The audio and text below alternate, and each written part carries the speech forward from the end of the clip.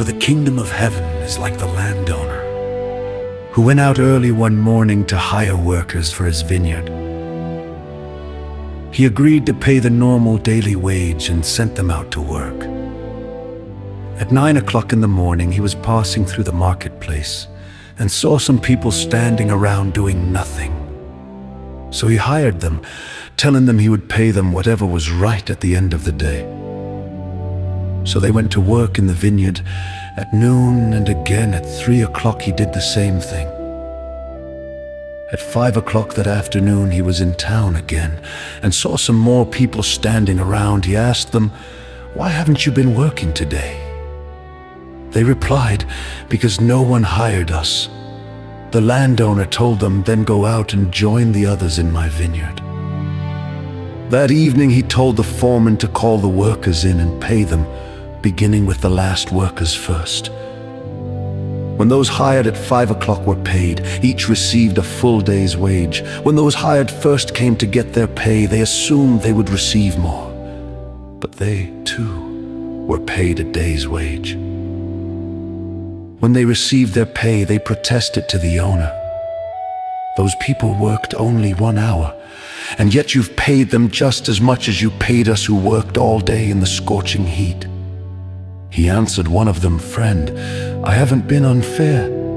Didn't you agree to work all day for the usual wage? Take your money and go. I wanted to pay this last worker the same as you.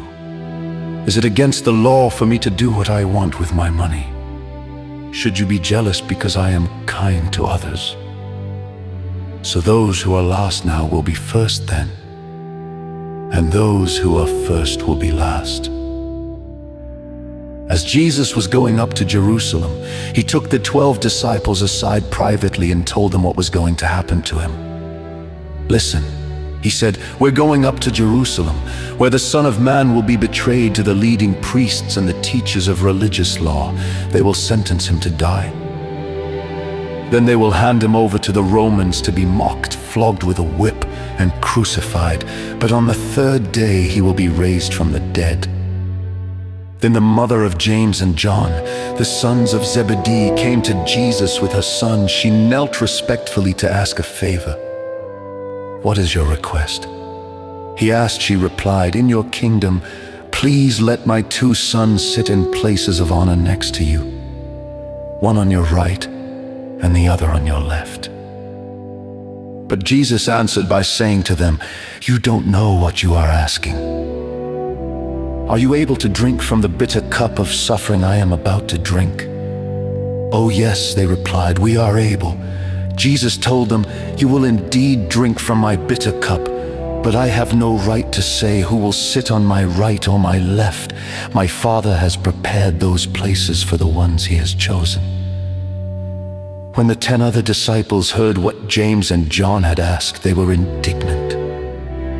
But Jesus called them together and said, "You know that the rulers in this world lord it over their people, and officials flaunt their authority over those under them. But among you it will be different. Whoever wants to be a leader among you must be your servant, and whoever wants to be first among you must become your slave. For even the Son of Man came not to be served, but to serve others and to give his life as a ransom for many."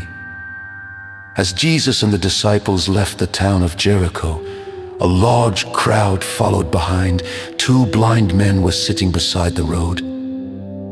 When they heard that Jesus was coming that way, they began shouting, "Lord, Son of David, have mercy on us."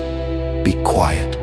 The crowd yelled at them, but they only shouted louder, "Lord, Son of David, have mercy on us."